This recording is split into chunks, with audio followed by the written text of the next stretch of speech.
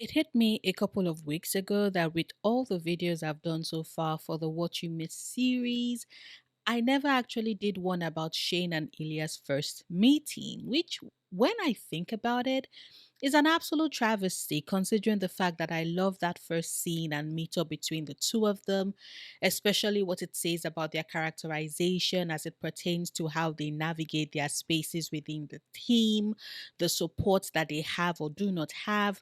The variation of their state of play and the desire that has always been present since the first time when Shane tells Ilya, this is a no smoking zone. And yes, I will like to talk about it because, like I always say when I make this particular video series, if you continue to indulge me and give me the space to yap about this show, I fully intend to do so until season 2 drops next year. I am obsessed. Now, before I start my analysis of the scene that brought us Shane and Ilya's first meet, I would like to first start off with my disclaimer for the What You Mean series. Please note that these are just my thoughts and opinions as I watch and rewatch the show, with occasional flashes of insight that pop in due to me having read the books and being a lover of them as well. However, I am not about to designate myself as being the absolute authority on everything as it plays out in the series, since it's important we all remember that media is meant to be enjoyed usually through our own interpretations and personal lenses. And as long as one isn't being bigoted or an absolute asshole, I'm usually more of a shrug. Everyone is entitled to their own opinions, just like I am entitled to mine kind of girl. So, once again, thank you all for giving me the space to yap about this show. And whilst we're at it, I would also like to say a big thank you to my lovely patrons and YouTube members whose support have been instrumental in helping me continue to make content, especially since I started doing this full time at the start of last year, which was the last time I was in paid employment. And a special shout out to Lena, Sherry, Kat, and Holly for their extra support. You get all the hearts and kisses too. Mwah. If you too would like to support me on Patreon or become a YouTube member to enjoy certain perks, even get a shout out, the link to do so is in the description bar. Now, usually, this is the point where I explain the importance of the setup in scene analysis, especially with a show like Heated Rivalry, where the previous scene bleeds into the next. However, that doesn't apply for this particular video since we're talking about the very first scene and nothing predates that, nothing gives it added context. Instead, the scene sets off with a sound, the repeated clicks of a lighter being struck without that satisfying rush of the sound it makes when it's actually lit. A back is facing us, and then the camera pans around, and we get to see the edge of the no smoking sign and a young man with a cigarette in hand, frustrated as he tries and fails to make his lighter work so he can light a cigarette and have a smoke in peace. It's such a brilliant shot too because it's a great introduction to a character whose name we don't even know yet, but what we already can glean from that is what type of person he is. That this is clearly someone who disregards the rules as they are. He's actively trying to get his smoking right by a no smoking sign, as big a sign of a fuck you as you can get, and we are just getting started. But also, right from the first shot, we get to see how isolated Ilya Rozanov is, and the fact that this isolation of his is one that is voluntary, one that he chose for himself. What with the fact that the rest of his team are probably inside together, prepping for their practice before their upcoming game, and he's the only one outside alone by choice. This is important because it explains the slight confusion he has on his face when Shane shows up to introduce himself. It doesn't need to be said, but we can read it from his eyes and his body language that Ilya at this point is confused about why this stranger with his pretty freckles is talking to him and taking up space when it is clear that Ilya wants to be alone. And yes, Shane Hollander takes up that space. Shane Hollander introduced himself. Shane Hollander cannot read between the signs. That is our first glimpse of Shane him stepping out. Both he and Ilya are symbolically at the introduction of their characters, but choosing to isolate themselves from their teammates. Shane because he's come out to search for Ilya, and Ilya because he wants to get away. And yet, this chosen isolation of theirs is symbolic of their position and place within the world of professional hockey. Nobody else would quite be able to reach their level of skill and expertise, and it would always be Shane, Hollander, and Ilya Rozanov against the world as far as the sport is concerned. And we establish it from that very first shot that they would always be miles above their peers. Shane walks up to a confused Ilya with a smile on his face and his hand outstretched. His openness and warmth is one that we see at a glance confuses Ilya, who is not used to this. With a father like Grigory, a brother like Alexei, with him having been raised into this sport where he has been treated as a commodity, a body to hit stats, win games, and be the best, competitiveness is all he knows. And the type of competitiveness that he knows isn't one that is kind. Hell, the brief glimpse we get of his coach in that same scene confirms that, and yet, here is this pretty boy with freckles who is smiling at him in a way that holds no guile, who is merely excited at the chance to meet this other player, the one other person in their sport who he believes is good enough to challenge him. And so Shane comes forward to make that introduction to meet the Ilya Rozanov, of course. That first impression is immediately colored by the fact that good boy Shane Hollander has to come to terms with the fact that Ilya is trying to smoke right next to a no smoking zone. And he points that out to him because Shane lives by the rules. The rules are a guiding light with which he navigates the world. He cannot imagine doing otherwise. Ilya is there to change things, and Ilya, who lives to break said rules, responds by striking at the lighter again, which finally works, and he gets to light a cigarette as it takes a drag, exhales, and responds with an okay. Symbolism wise, it's such a brilliant touch to have Ilya struggle to get his lighter to work for the start of the scene, only for said lighter to immediately start functioning after Shane shows up. It's like the universe itself in that moment was telling Ilya, here you are. This the boy is going to light up your world with warmth and love and in the most brilliant way that you can ever imagine. But at this point, neither of them know that just yet. Ilya is smoking and Shane is visibly and physically has to restrain himself from talking since he can see quite clearly that Ilya Rozanov is not the type of boy who follows the rules and does not appreciate being told about them. So instead, it states that Ilya is an awesome player to watch with such open joy on his face. Once again, we are immediately meant to connect the dots that Shane is beyond thrilled that there is someone his age who is just as good as he is, just so that he can compete with this person because he knows that ultimately he will be able to up his game and vice versa. Ilya responds only with an I know. Of course, one, yes, it's because Ilya Rozanov knows he's damn good at hockey. Humility is not his strongest suit.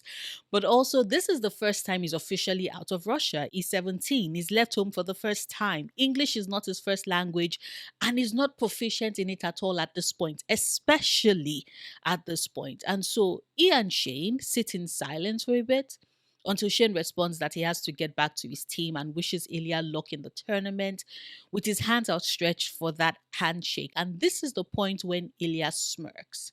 Because you can tell that this is the point when Ilya thinks that Shane is adorable with his freckles and his earnestness and his guilelessness in wishing his competition the best of luck. He can tell that this boy really has so much goodness in him, even if he's gullible enough to think that Ilya and his team would need any sort of luck to win.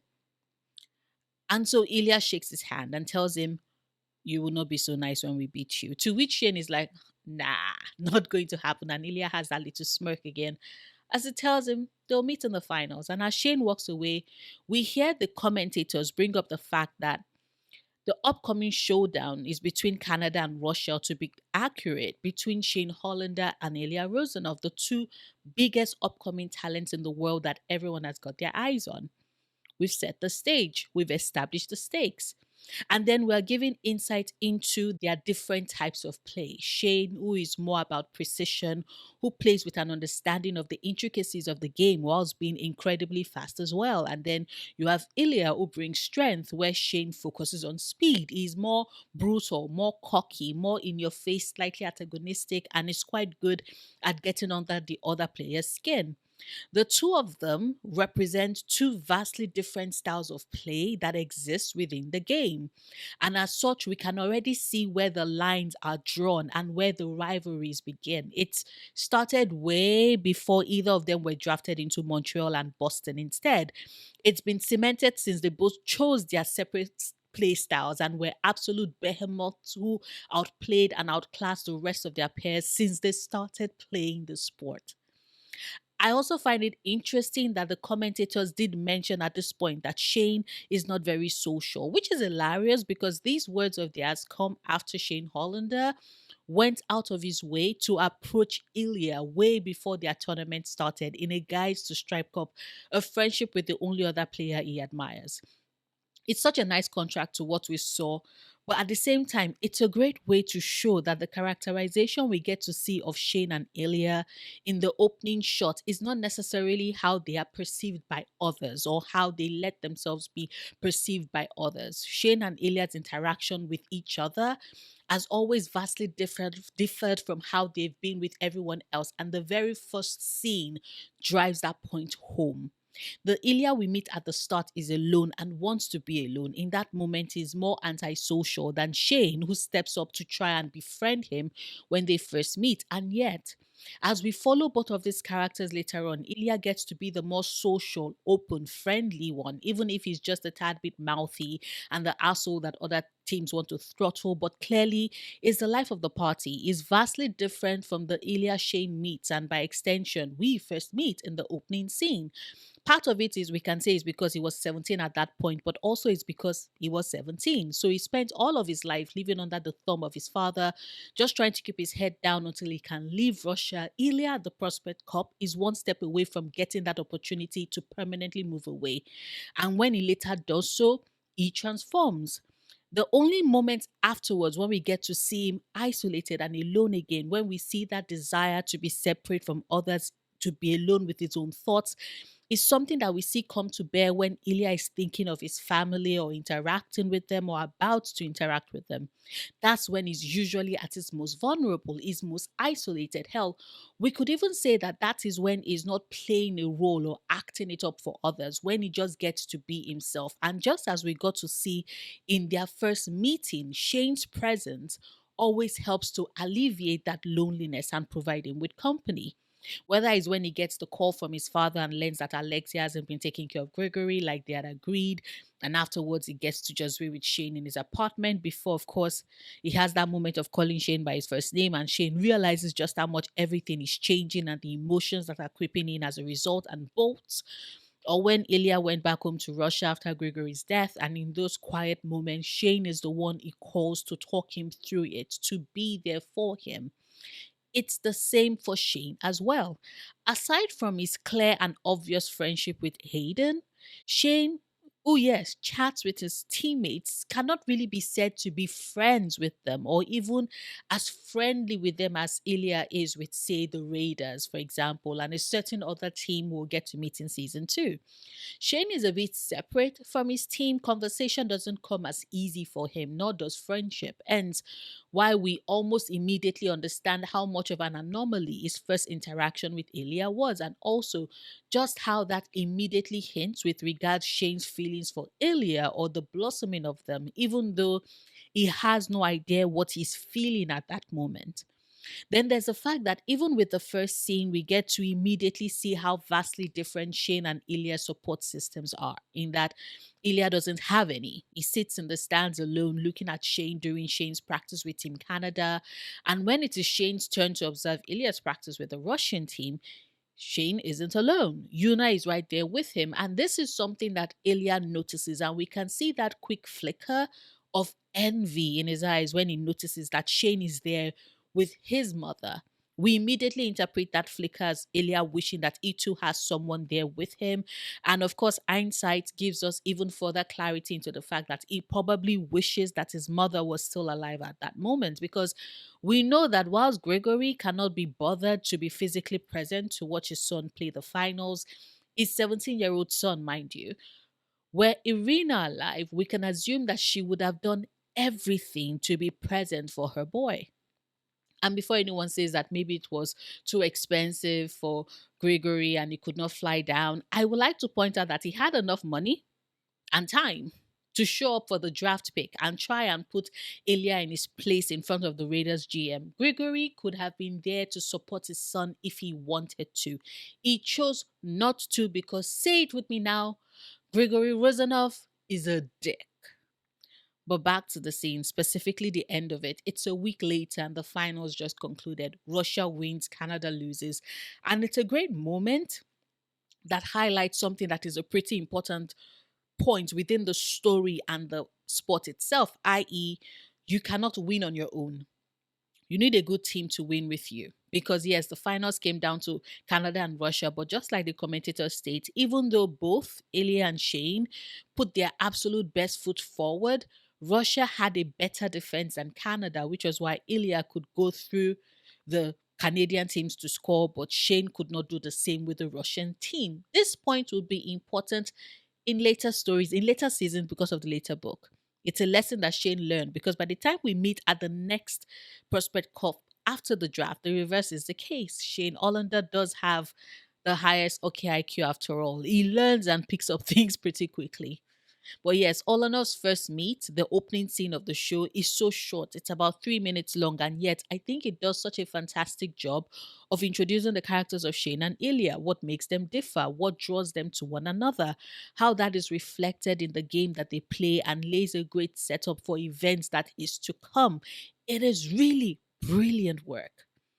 But of course, these are all just my thoughts. I would, as always, love to hear yours. Whether or not you agree with me, please share them in the comments. Like this video, however, if you've watched this far and haven't done so yet, but enjoyed anything of what I had to say, share it so others can find my channel as well.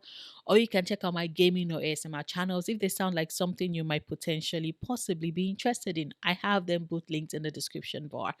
I will see you tomorrow with a new video. Until then, do remember, obsessing over the things you love, perfectly valid coping mechanism.